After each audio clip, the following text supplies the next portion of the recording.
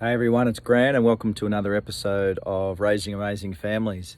I just want to really quickly touch base in this episode, so it won't be a long one, on just homeschooling your kids. So recently I've been reading a lot of commentary in parenting Facebook groups and websites, etc., with a lot of parents that are struggling with their kids with homeschooling and getting frustrated that their kids don't want to sit down and learn, that there's behavioural issues, that there's frustrations, etc.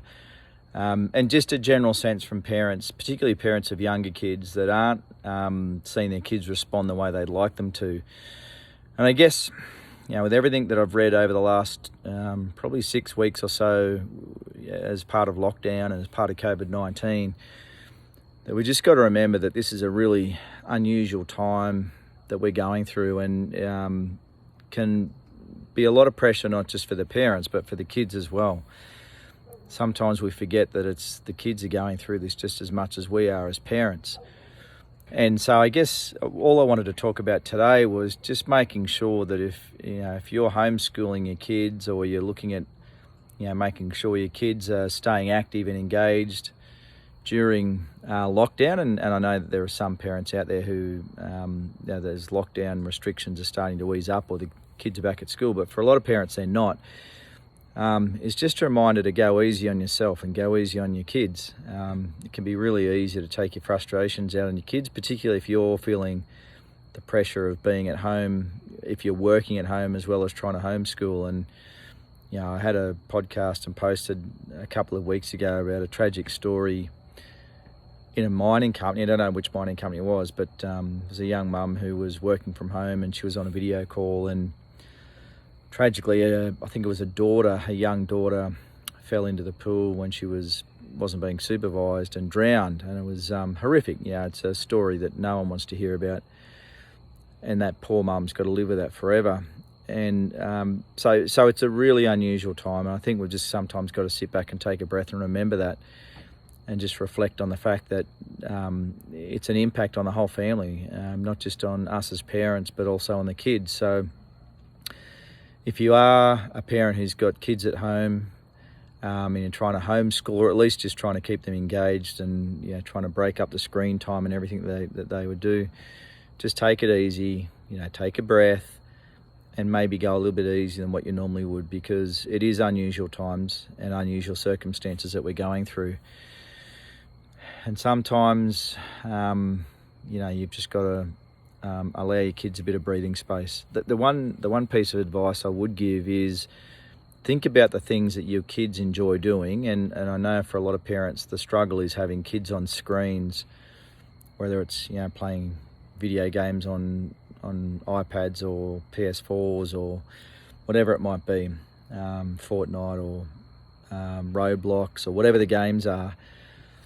But then, the kids to play those games must have a level of creativity in order to do it. It's not a mind-numbing activity. There's actually some creativity that comes with games like that. So think about how you can channel that energy into something creative, and don't just drop it on their lap and say, go away and do that. Like, my one piece of advice would be, as a parent, jump in and be part of it. Do it. I remember there was an article that Mel Robbins released that I posted about, again, it was probably 6 or 8 weeks ago now, where she was having troubles with her teenage son. He was in his room the whole time playing his PS4, and she really struggled to get him to break away from that and engage. So she actually changed her mindset, because that was the thing she could change. She couldn't necessarily change him, but she realised that to try and influence him, she had to change her own mindset. So she went and spent an hour with him, asking him about the game and getting to understand why he liked it, and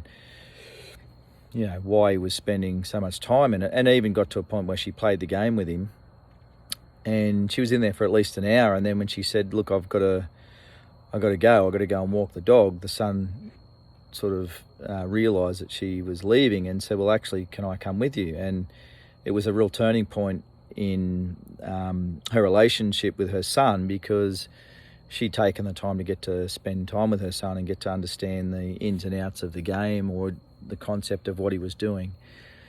And so that's my one piece of advice, is if you're struggling with, homeschooling your kids or just getting them to disconnect from their screens and do something different, spend some time with them. Go and sit beside them, or walk in their shoes, as the old saying goes, and understand why are they interested.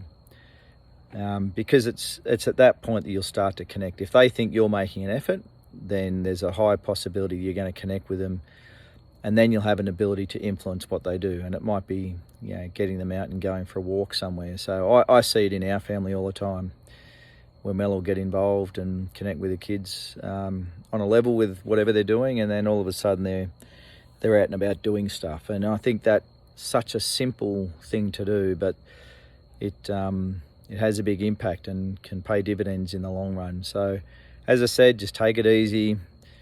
Go easy on yourself. Go easy on your kids. We're in really different, unusual times, and I think it's going to be around for a while.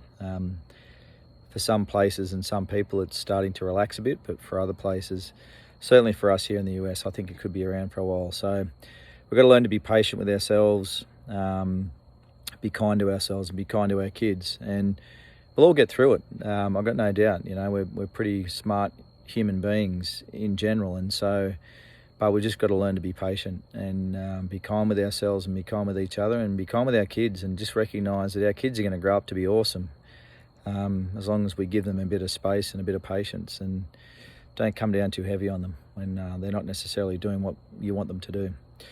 All right, so thanks for listening, and as usual, leave a comment either on the podcast or the Instagram or Facebook page, and I'd love to hear your feedback as usual.